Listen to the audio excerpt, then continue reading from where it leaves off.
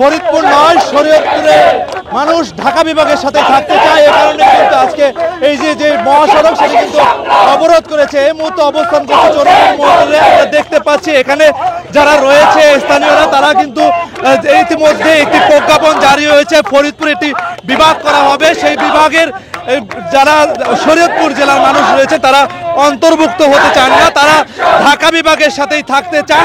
এ কারণেই কিন্তু আজকে তারা সড়ক অবরোধ করেছে। প্রায় ঘণ্টাব্যাপী কিন্তু তারা আজকে এই চৌরঙ্গীর মোচরে যে ঢাকা শরীয়তপুর মহাসড়কটি রয়েছে তারা অবরোধ করেছে এবং বেলা 11টা নাগাদ কিন্তু কেন্দ্রীয় শহীদ মিনার থেকে তারা প্রায় 2 থেকে 3 হাজার লোক একত্রিত হয়ে আজকে এই যে জায়গাটি রয়েছে সেই জায়গাটিতে এসে অবস্থান কর্মসূচি করছে। আমরা একটু আন্দোলনকারী যারা রয়েছে তাদের সাথে কথা বলবো। আসলে আপনারা আজকে কি কারণে এই মহাসড়কটি অবরোধ করেছেন?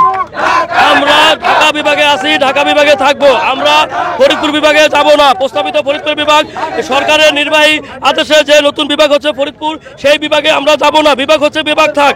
আমাদের শরীয়তপুর ঢাকার সাথে যোগাযোগ ব্যবস্থা এবং সকল ক্ষেত্রে নদীপথে সকল কিছু সুযোগ সুবিধা আমাদের শরীয়তপুর থেকে ঢাকার সাথে, ফরিদপুরের সাথে আমাদের নদীপথে যোগাযোগ ব্যবস্থা নেই তাই, এবং অন্যান্য সুযোগ সুবিধা নেই তাই আমরা ফরিদপুর বিভাগে যাব না, আমরা ঢাকা বিভাগে থাকবো।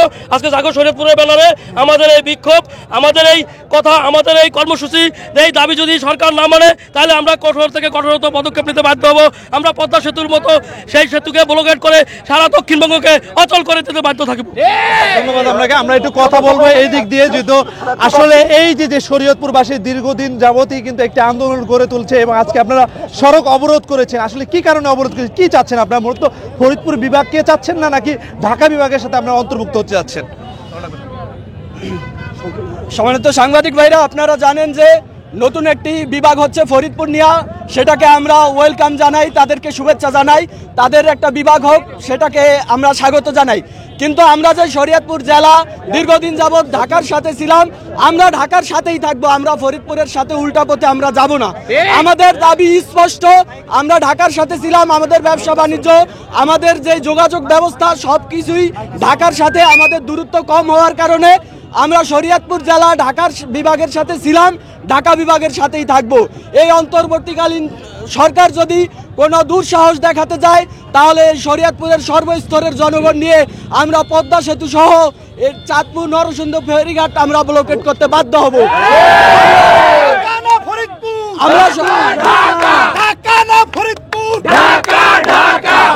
আমরা আরেকজনের সাথে একটু কথা বলার চেষ্টা করবো। আসলে এই যে আন্দোলনে আপনারা এসেছেন মূলত কারণটা কি? ঢাকার সাথে থাকলে আমাদের কি কি সুবিধা হবে এবং ফরিদপুর বিভাগে সংযুক্ত হলে আপনাদের কি কি অসুবিধা হবে? আমরা দীর্ঘদিন ঢাকার সাথে থাকার কারণে আমাদের ঢাকার সাথে শিল্প, সাহিত্য, সংস্কৃতি সবকিছু আমাদের ঢাকার সাথে, এবং ফরিদপুর আমাদের থেকে দূরত্বের দিক থেকে অনেক দূরে, যে কারণে আমরা ঢাকা বিভাগে সহজে যাতায়াত ব্যবস্থা রয়েছে এবং সেখানে যেতে পারবো। এবং পাশাপাশি শরীয়তপুরের শিক্ষা ব্যবস্থার সাথে ফরিদপুরের যে দূরত্ব সেটাতে আমাদের যাতায়াতের সমস্যা হবে এবং আমাদের সরাসরি ঢাকার সাথে যাতায়াত ব্যবস্থা রয়েছে ফরিদপুরের সাথে, যেটা আমাদের নেই। এবং এই জন্য আমরা ঢাকার সাথেই থাকতে চাই এবং দীর্ঘদিন আমরা ঢাকার সাথে থেকে আসছি, আমাদের আলাদা করতে পারবে না।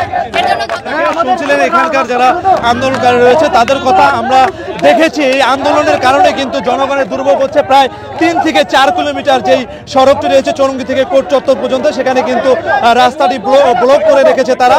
এবং তারা যেটি বলছে যদি ফরিদপুর বিভাগ করা হয় সেক্ষেত্রে করা হোক, শুধু শরীয়তপুর জেলাটাকে যেন ঢাকার সাথে সংযুক্ত করা, এমনটি তারা জানিয়েছে। যদি তাদের এই দাবি না জানা হয় তাহলে কিন্তু অন্তর্বর্তী সরকারকে তারা হুঁশিয়ারি দিয়েছে। তাহলে কিন্তু তারা যদি এই দাবি দামা না মানা হয় তাহলে পদ্মা সেতুর যে জায়গাটি টোল প্লাজা রয়েছে সেখানে কিন্তু তারা অবস্থান কর্মসূচি এবং ব্লকেট কর্মসূচি করবেন বলে আমাদেরকে জানিয়েছে। তো এই ছিল শরীয়তপুরের এই যে ফরিদপুর বিভাগে অন্তর্ভুক্ত না হওয়ার যে আন্দোলন, সেই আন্দোলন থেকে সর্বশেষ তথ্য।